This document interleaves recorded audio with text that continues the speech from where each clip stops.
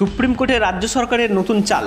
DA মামলায় আজ কি হলো, কি বলল সংগ্রামী যৌথ মঞ্চ, রাজ্য সরকারের আইনজীবীদের পক্ষ থেকে কি আপডেট উঠে এলো, সমস্ত বিস্তারিত আজকের এই ভিডিওতে আলোচনা করব। সুপ্রিম কোর্টের ডিএ মামলার শুনানিতে রাজ্য সরকারের নতুন যুক্তি ঘিরে চাঞ্চল্য।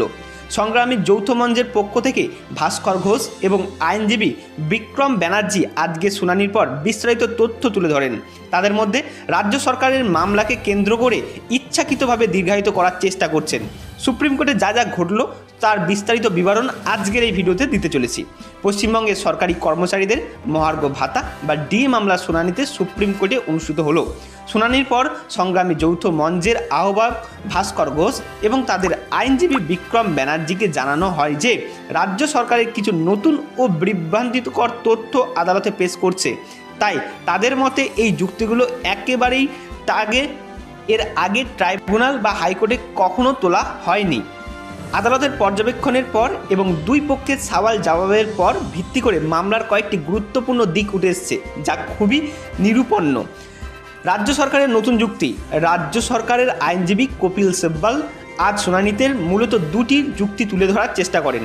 তারা বলেন, তামিলনাড়ুর মডেলের বিভ্রান্তিকর তুলনা। রাজ্য সরকারের পক্ষ থেকে দাবি করা হয় যে তারা চেন্নাইয়ের গেস্ট হাউসের কর্মচারীদের তামিলনাড়ু সরকারের হারেই দিয়ে দিচ্ছে। সংগ্রামী যৌথ মঞ্চের মতে এটি একটি অর্ধসত্য দাবি। ভাস্কর ঘোষের কথায় বাস্তবে দেখা যাচ্ছে যে তামিলনাড়ু সরকার সেই সময় এআইসিপিআই থেকে বেশি দিয়ে দিত, তাদের কাছে এর প্রমাণও রয়েছে বলে জানান তিনি। এছাড়াও রোপা সংক্রান্ত নতুন ব্যাখ্যা।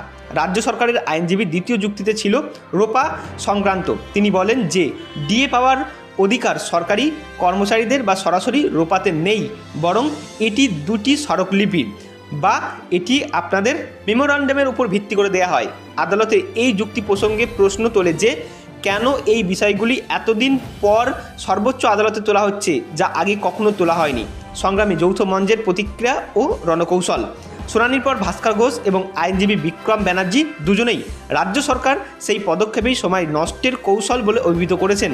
ভাস্কর ঘোষ কর্মচারীদের আশ্বস্ত করেন, বলেন যে এই নতুন যুক্তি বিভ্রান্ত হওয়ার কিছু নেই। তাদের মতে রাজ্য সরকার ইচ্ছাকৃতভাবে মামলা দীর্ঘায়িত করে কর্মীদের মনোবল ভাঙানোর চেষ্টা করছেন এবং অর্থনৈতিকভাবে দুর্বল করে দিতে চাইছেন, যাতে তাদের ভালো আইনজীবী দিতে না পারেন। তিনি বলেন, এই লড়াই আমরাই জিতব। আদালতের সরকারের এই বিলম্বের কৌশল বুঝতে পারছেন। আইনজীবী বিক্রম ব্যানার্জি বলেন, রাজ্য সরকার এই নতুন যুক্তির যথাযথ জবাব তাদের কাছে রয়েছে, যা তারা সঠিক সময়ে আদালতে পেশ করবেন। তিনি বলেন, সরকারের এই ডিলেটারি ট্যাক্সিং ছাড়া আর কিছু করার নেই। তিনি আরও জানান, এই নতুন যুক্তি তুলে রাজ্য সরকার আসলেই শুনানিকে আরও দীর্ঘায়িত করতে চাইছেন। পরবর্তী শুনানি কবে? এই মামলার পরবর্তী শুনানি মঙ্গলবার দুপুর 2টো ধার্য করা হয়েছে। সেদিন রাজ্য সরকারের পক্ষ থেকে কপিল সিব্বলের অসমাপ্ত সওয়াল শেষ হওয়ার পর কর্মচারী ও সংগঠনগুলির আইনজীবী তাদের জবাব যুক্তি পেশ করবেন। রাজ্য সরকারের লক্ষ লক্ষ কর্মচারী এখনও পর্যন্ত মঙ্গলবার শুনানির দিকেই তাকিয়ে রয়েছেন। তো সমস্ত মামলাটা আমি বিস্তারিত জানিয়ে দিলাম।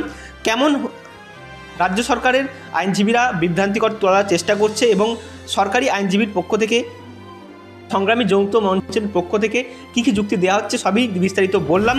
আপনারা আপনাদের মতামত অবশ্যই কমেন্ট সেকশানে জানাবেন।